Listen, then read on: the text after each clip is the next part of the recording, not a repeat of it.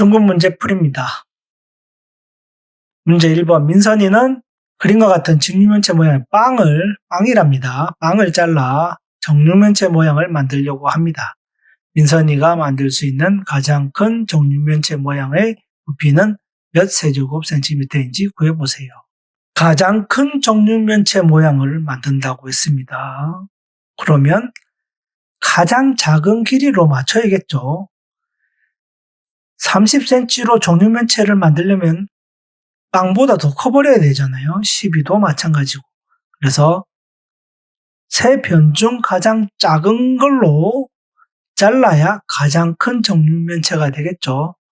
그래서 가장 큰 정육면체의 부피는 8 곱하기 8 곱하기 8이 됩니다. 512세제곱센티미터가 되겠네요.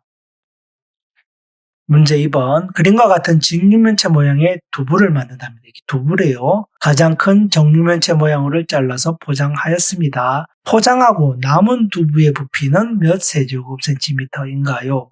역시 마찬가지로 가장 작은 것을 잘라야 가장 큰 정육면체가 되는데 그 정육면체를 구하는 게 아니라 잘라내고 남은, 포장하고 남은 두부를 구하는 겁니다. 가장 큰 정육면체의 부피는 14 곱하기 14 곱하기 14죠. 14는 7 곱하기 2니까 쪼개봤습니다. 암산하려고. 그러면 2가 3개니까 8이죠. 2는 4, 4, 2, 8. 7, 3개 8. 7, 7, 49, 7, 8, 56. 이렇게 되겠죠. 칸이 모자라서 그냥 암산을 하는 거예요. 여러분도 이렇게 해보시길 바랍니다.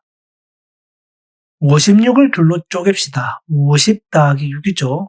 50 곱하기 49부터 먼저 하는 거예요. 0이 붙고 5, 9, 45, 5, 4, 20, 24가 되겠죠. 더하기 6 곱하기 49 하면 되겠죠. 6, 9, 54, 6, 4, 24, 29 되나요? 더할 때는 D부터 계산하는 겁니다. 0, 4 더하면 4죠. 5, 9 더하면 14, 1 올라갔어요. 4, 2, 6, 7 되겠죠. 2 그대로. 이렇게 하면 됩니다. 직육면체 부피를 구해야겠죠. 원래 직육면체. 20 곱하기 14 곱하기 18. 쪼개보죠, 요도. 10 곱하기 2. 14는 7 곱하기 2. 18은 9 곱하기 2죠. 똑같은 방법으로 8이다. 그러면 이렇게 표시를 할 수 있을 것 같아요. 저는 8, 9를 먼저 곱했어요. 72. 왜? 72 곱하기 7이 편할 것 같아서 얘를 먼저 곱했습니다. 그러면 당연히 0이 맨 뒤로 갈 거고 72 곱하기 7만 하면 되죠. 7이 14. 7, 7, 49니까 50. 직육면체의 부피는 5040이 되네요. 그러면 남은 두부의 부피는 5040에서 2744를 빼면 되죠. 암산을 해봅시다. 답이니까 단위 세제곱센티미터를 먼저 적고 0에서 4를 못 빼니까 10에서 4를 빼면 6이 될 거고 하나 빌려줬으면 3이니까 3, 4 못 빼죠.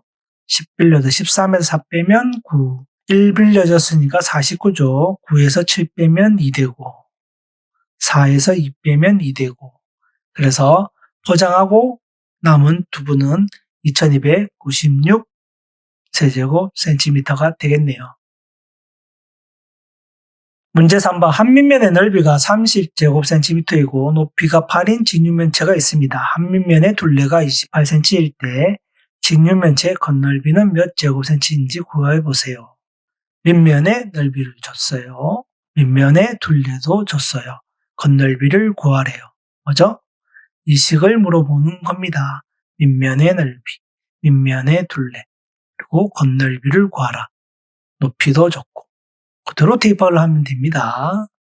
즉 밑면의 넓이가 30이고 곱하기 더하기 둘레가 28이래요. 곱하기 8, 284 못하네요. 284 제곱센치에 되죠. 제곱센티미터. 틀렸어요. 답은 맞는데 단위가 틀렸다. 284 제곱센티미터입니다. 그런데 이 식이 기억이 안 난다.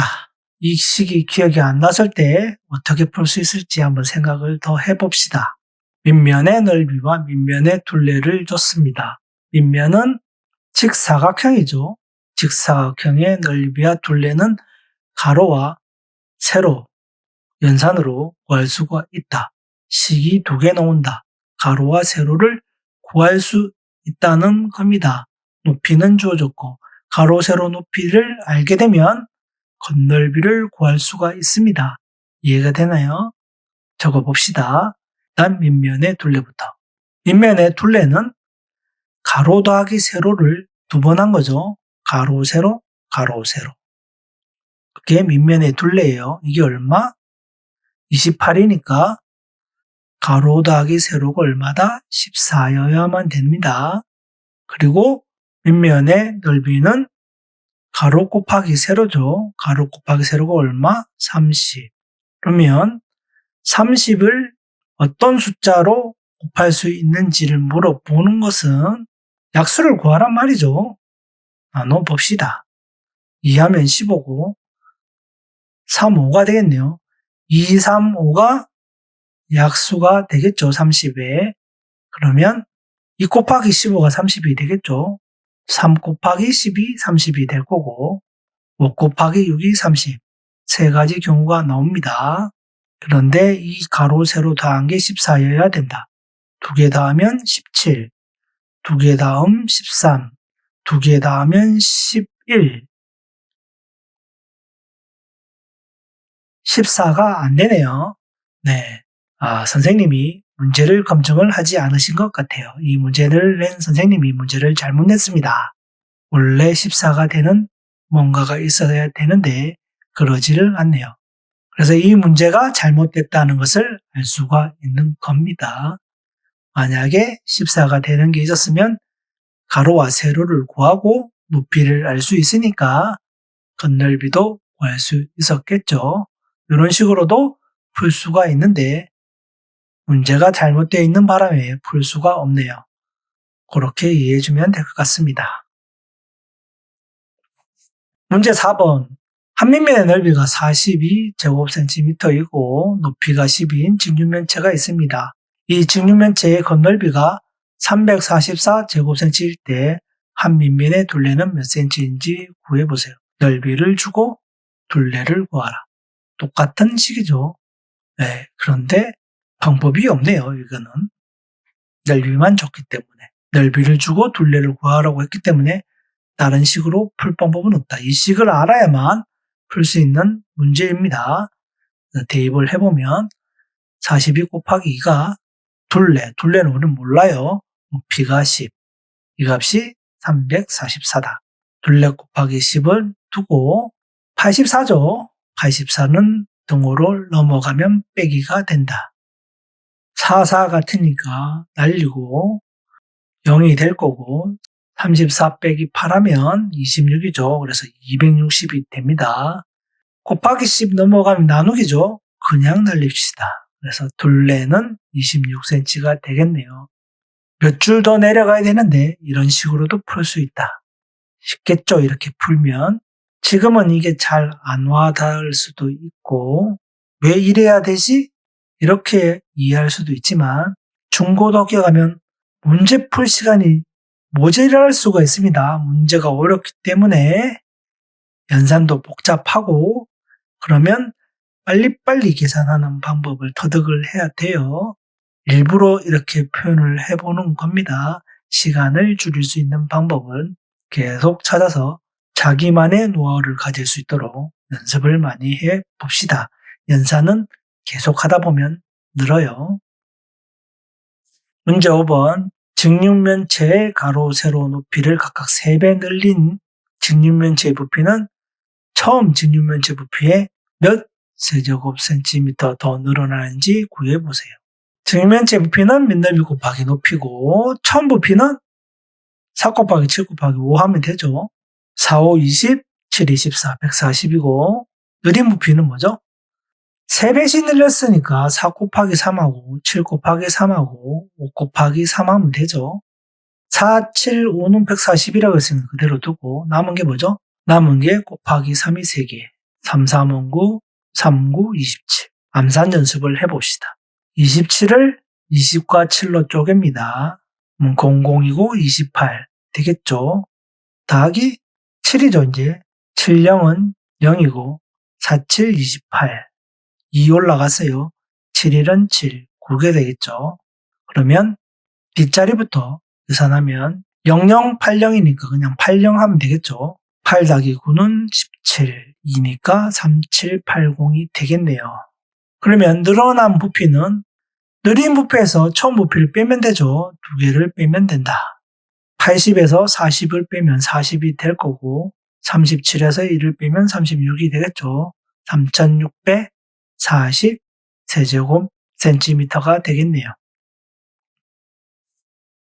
문제 6번 오른쪽 같이 전궤도로 만든 직육면체 모양의 상자에 가로 10, 세로 20이고 부피가 1000세제곱 센티미터인 직육면체 모양의 책을 빈틈없이 넣으려고 합니다.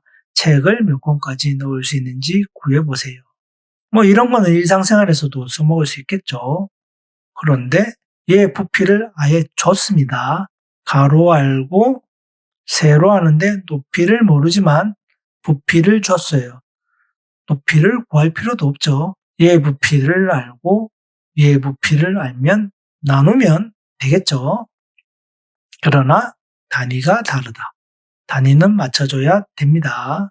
직육면체의 부피는 밑넓이 곱하기 높이. 센티미터니까 센티미터로 맞춰줍시다. 가로가 120이 될 거고 세로가 80이 될 거고 높이가 50이 되겠죠. 그러면 80. 얘 두 개 곱하기 편하겠죠. 0이 두 개. 5, 20, 5, 1은 5. 60이 되겠죠. 그러면 0이 몇 개? 하나, 둘, 셋, 네 개. 6, 8, 48. 이렇게 되겠네요. 그런데 부피가 1000이라고 했으니까 0 3개 날리면 되겠죠. 그래서 480권을 넣을 수가 있습니다. 문제 7번 그림과 같이 케이크를 똑같이 두 조각을 자르면 케이크라고 생각합시다. 치즈 케이크라고 그렸어요. 두 조각을 이렇게 잘랐답니다. 이 자른 조각 두 개의 건널비 합이 처음 건널비보다 540 늘었대요. 그러면 이렇게 네 조각을 잘랐을 때 건널비 합이 처음보다 얼마나 늘어나는지를 구하라고 합니다. 굉장히 복잡해 보입니다. 그러나 잘 보세요. 건널비를 구하라고 한 거예요. 건널비. 부피는 똑같겠죠. 부피는 똑같다. 건널비는 달라진다. 겉면이니까 겉면이 더 늘어났잖아요. 그래서 더 늘어난 게 뭔지를 찾읍시다. 얘는 그냥 그대로고 얘는 쪼갰지만 붙이면 같겠죠. 같은 거예요. 이거 두 개랑 얘랑 똑같다. 위에 것도 마찬가지죠. 두 개 붙이면 얘랑 똑같아요. 뒷면도 똑같을 거고 왼쪽 면도 똑같겠죠. 그러면 더 생긴 거는 얘밖에 없다. 이쪽 면 두 개. 두 개겠죠. 하나하나. 두 면이 더 늘었어요. 이 두 면의 건널비가 얼마다? 540. 이해가 되나요? 이거보다 더 는 게 540이라고 했으니까 이 두 면의 넓이가 540이라는 거예요. 그러면 네 조각을 쪼개면 얘랑 얘가 더하면 되잖아요. 그런데 이게 540이라고 했어요. 요 면이. 이 면도 540이겠죠. 똑같은 거니까. 똑같이 자른 거니까. 똑같이 잘랐기 때문에 이 두 면의 건널비와 이쪽 두 면의 건널비는 같다. 그래서 네 조각으로 자르면 540이 두 개 생기니까 둘을 곱하면 된다. 1082 제곱센티미터가 됩니다. 뭘 계산하라는 문제가 아니었어요. 복잡하게 보였지만 그냥 곱하기 2만 하면 된다. 글자만 많을 뿐 아주 쉬운 문제입니다. 이런 문제일수록 차근차근 따져보면 될 것 같아요.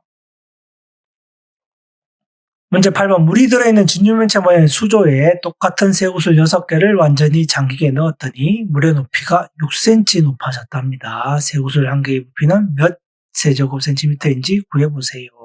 학교나 책에서 들어봤을지는 모르겠는데 아르키메데스의 왕관이라고 인터넷에 쳐보면 재미난 일화들이 나옵니다.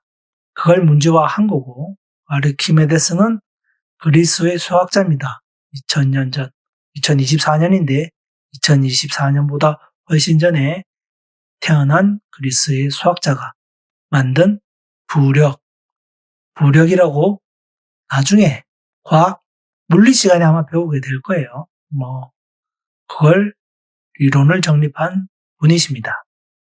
내용은 왕이 왕관을 만들려고 왕관 만드는 기술자에게 금을 줬는데 이 기술자가 아무래도 금을 횡령한 것 같아요. 1kg 줬는데 한 800g만 금 만들고 200g은 자기가 가진 것 같아. 심증은 있으나 물증이 없다. 그래서 아르키메데스 보고 왕관에 금이 제대로 들어가 있는지 조사해줘 시킨 거죠. 근데 왕관을 녹일 수도 없고 무게는 똑같고 어떻게 알지?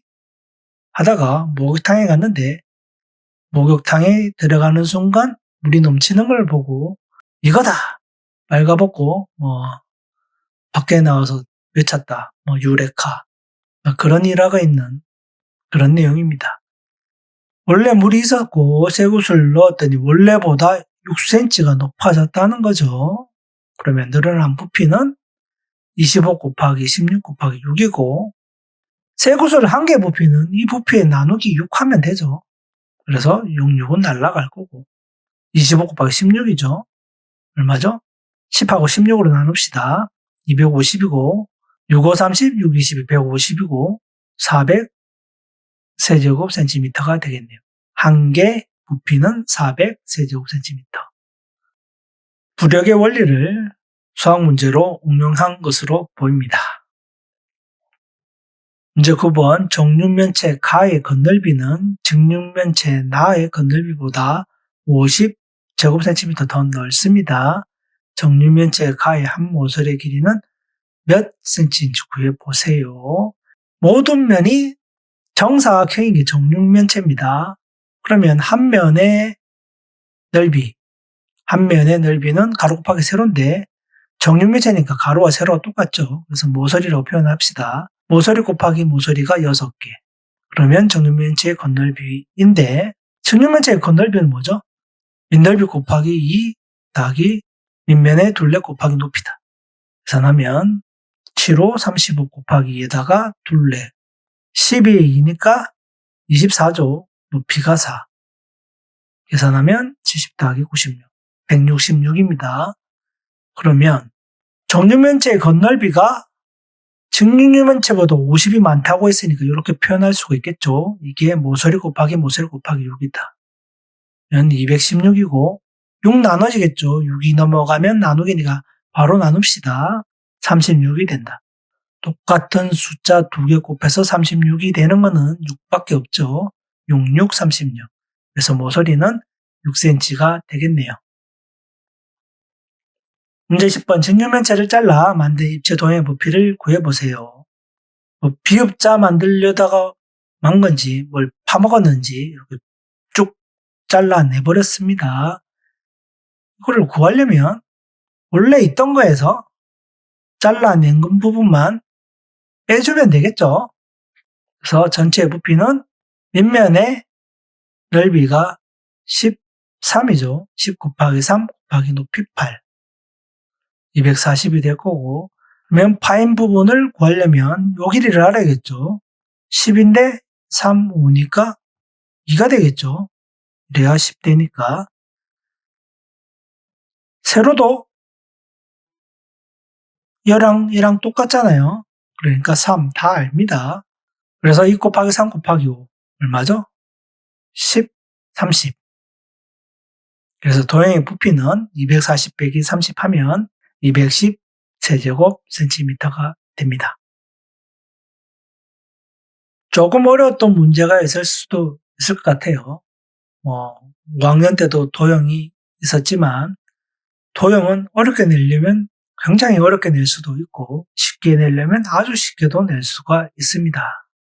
틀린 문제는 꼭 한 번 더 풀어보고 마지막 단원 시험을 잘 치고 여름방학을 잘 보내길 바랍니다.